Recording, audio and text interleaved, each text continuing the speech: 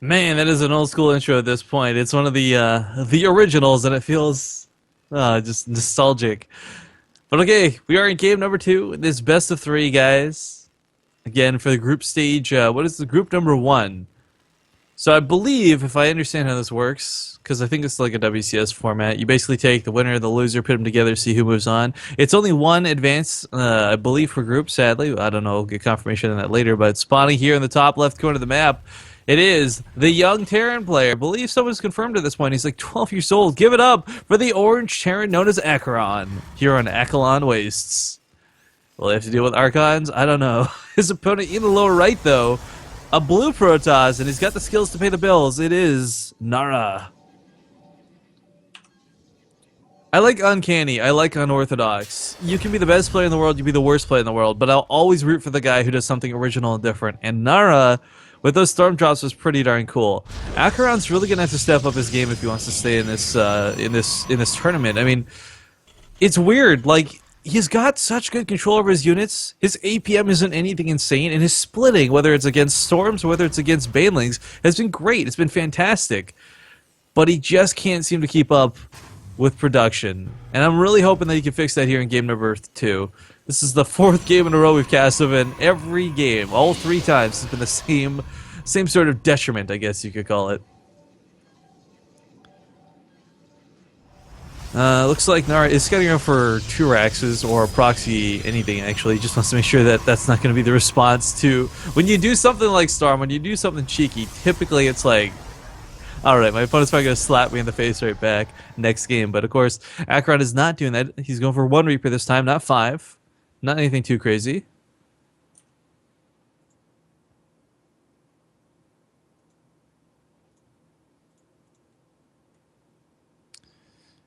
Alright,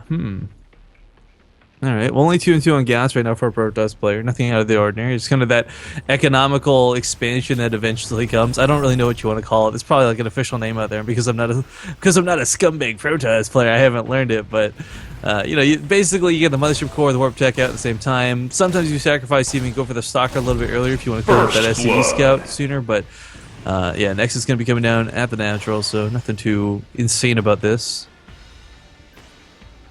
Yep, this is the Warp Tech and the Mothership Core.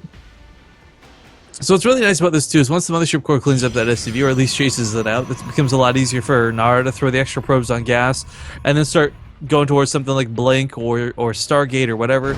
It's actually not a Nexus coming down the natural, just a pylon. Ooh. So he's actually going to be sneaky about this. He knows that Nara's going to be, or he knows that Aqueron's going to scout him in the main. So he's going to try and put whatever tech he's hiding here at the natural, which is kind of a cute move. Reaper doesn't even bother scouting it because it's looking for a Nexus. Nexus now comes down. Unless that pylon's just there for reinforcements, it might just be. The probe's actually leaving. I thought he was going to try and put a Stargate up here or something. Little surprised we didn't see Blink, though. Aqueron Waste is a really nice map for Blink.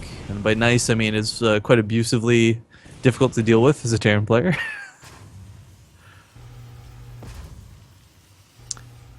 Alright, just trying to keep my eye here on Nara. I mean, for Aqueron, he's doing what standard is. He's going for the 1-1-1 opening. Gonna try and just make sure he's got something, anything available, ready.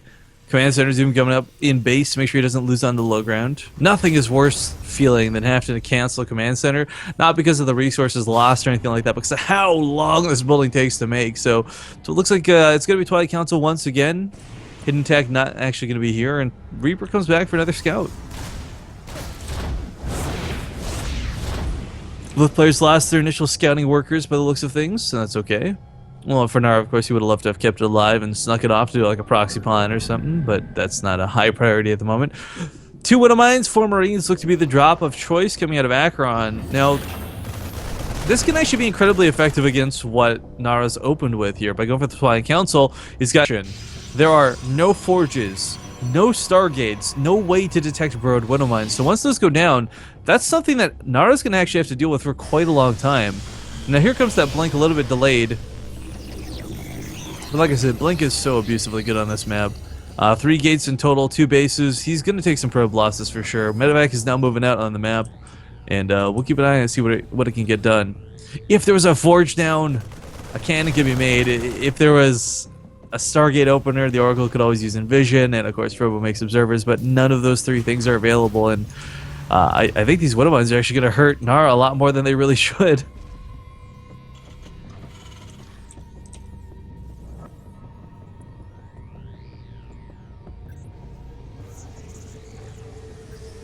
Well, pylon goes down, but again, not like he can do anything about this, even if he knows it's coming, is what the most unfortunate part of this is. Alright, Widowmine's gonna bro.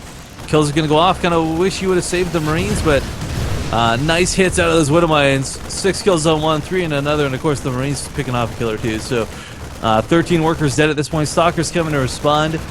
Aqueron's fully evacuated towards the natural at this point. It actually picks up and gets everything out of here alive. That was actually a beautiful drop out of our Terran player.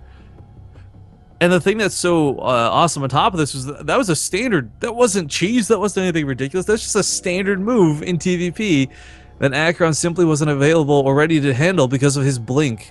Now, of course, gonna get the observer out here in due time, but I would like to see a pylon on the other half of the map, at the third base of Aqueron, maybe. Because, of course, if he had the low ground, he could shoot at the command center that's under construction. He could pick off the reactor on the Stargate port and back on out. I mean, pushing into the natural is just not going to be an option unless he wants to try and blink past the bunker, but really, where and when should you do that? And now he actually just revealed blink, which is a little bit scary. Stalker pressure is nothing out of the ordinary, but suddenly now that Blink's available, Aqueron's going to have to be worried about dealing with the main, about the natural at the same time.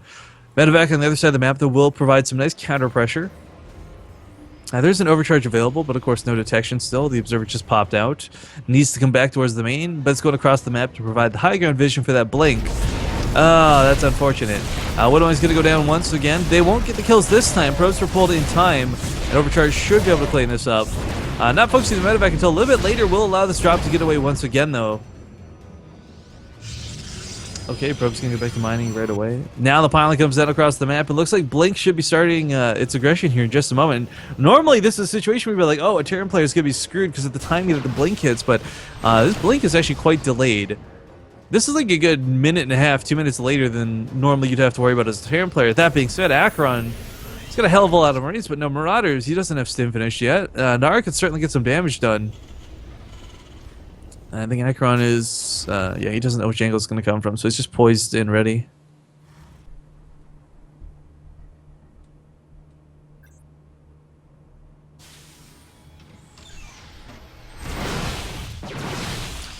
Alright, picks off the reactor. Blink coming off cooldowns in about 3 seconds. Picks up medevac and blinks out of there. Doesn't lose a stalker. Nicely handled there by Nara. This is the sort of annoyance I was talking about that Terran players have to deal with. But speaking of annoying, drop goes off in the natural once again. Looks like Aqueron keeping up the aggression.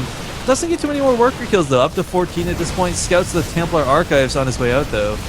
And looks like the bunker at the front of the base did fall, but costed Nara quite a few stalkers in the process. What's really scary about this too for Aqueron is he kind of knows that he can't afford to push out. If he does, Blink will just come towards his main. I like picking off the reactor, though. If he goes for it again, fantastic. Limiting the medevacs is going to be huge in this matchup, especially if you're going to go for storms. Not be able to heal that energy back, that's going to hurt. And looks like the full army of Aqueron's just going to go across the map saying, screw it, I'm not dealing with this. Mothership Core does have enough energy for 2 overcharges in a moment's time.